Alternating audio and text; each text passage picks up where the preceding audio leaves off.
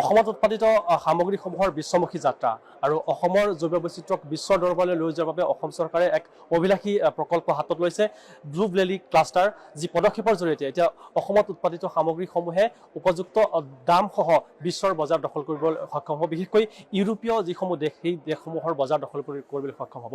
আৰু ইয়াতে এই প্ৰদৰ্শনী দেখুওৱা হৈছে অসমত উৎপাদিত যিসমূহ থলুৱা সামগ্ৰী। ইয়াতে কাৰ্বি আংলঙৰ আদাৰ পৰা তেজপুৰৰ যি GI টেগ প্ৰাপ্ত লিচু, সেয়া লিচুৰ লগতে এয়া আগৰ যি অসমত উৎপাদন হয়, সেই আগৰ গছৰ পৰা বিভিন্ন ধৰণৰ সামগ্ৰী ইয়াতে উপস্থাপন কৰা হৈছে। বিভিন্ন প্ৰজাতিৰ চাহ দেখিবলৈ পোৱা গৈছে।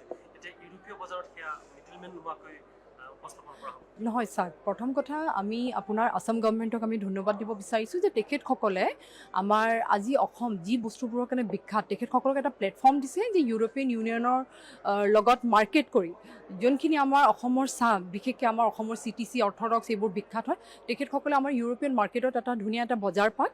আৰু আমি তাৰ কাৰণে আমি আসাম গভৰ্ণমেণ্টক আমি মানে মনৰ পৰা আমি তেখেতসকলক ধন্যবাদ দিব বিচাৰিছোঁ যে তেখেতসকলে এনেকুৱা এটা ষ্টেপ লৈছে য'ত ইউৰোপিয়ান ইউনিয়নৰ মানুহখিনি তেখেতৰ কাণ্ট্ৰিৰ পৰা মানুহ আহিছে আৰু আমাক আজি সুযোগ দিছে যে আমি এক্সিবিশ্যনৰ থ্ৰু দি আমি নিজৰ বস্তুখিনি আপোনাৰ তেখেতসকলক আমি বুজাব পাৰোঁ, দেখাব পাৰোঁ। তো আজি যিটো এটা অনুষ্ঠান ইয়াত অনুষ্ঠিত হৈছে, যিটো ইউৰোপীয়ান ইউনিয়নৰ লগত আমাৰ অসম চৰকাৰৰ এটা টাই আপ হৈ আছে, আৰু যিটো আজি প্ৰগ্ৰাম হৈছে তাত আমাক পাৰ্টিচিপেট কৰিবলৈ দিছে আৰু অসমৰ নিজৰ প্ৰডাক্টটো ইয়াত ডিছপ্লে কৰিব দিয়াৰ কাৰণে মই অসম চৰকাৰক ধন্যবাদ জ্ঞাপন কৰিছোঁ।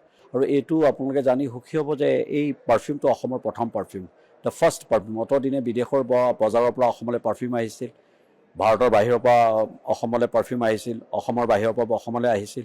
গতিকে এতিয়া আৰু বাহিৰৰ পৰা আনিব নালাগে, আমি অসমৰ বাবে বিশ্বৰ বজাৰত পাৰফিউম নিবলৈ সক্ষম হৈছোঁ। ইতিমধ্যে মই উল্লেখ কৰিছোঁ যে অসমৰ যি থলুৱা সামগ্ৰী, সেয়া লাগিলে তেজপুৰৰ লিচিয়ে হওক বা কাৰ্বি আংলঙৰ যি আদাই হওক বা আগৰবোৰেই হওক, এই সম্পদসমূহ কিন্তু আমাৰ যি জৈৱ বৈচিত্ৰ্য, আমাৰ কৃষকসকল যিসকলে জড়িত হৈ আছে এই উদ্যোগসমূহৰ লগত, এই খেতিসমূহৰ লগত, সেই কৃষকসকলে উপযুক্ত দৰ লাভ কৰিব, আন্তঃৰাষ্ট্ৰীয় তেওঁলোকৰ বজাৰ লাভ কৰিব। কেমেৰা পাৰ্চন মানৱৰ সৈতে মই নৃপেন মণ্ডল, DD নিউজ অসম।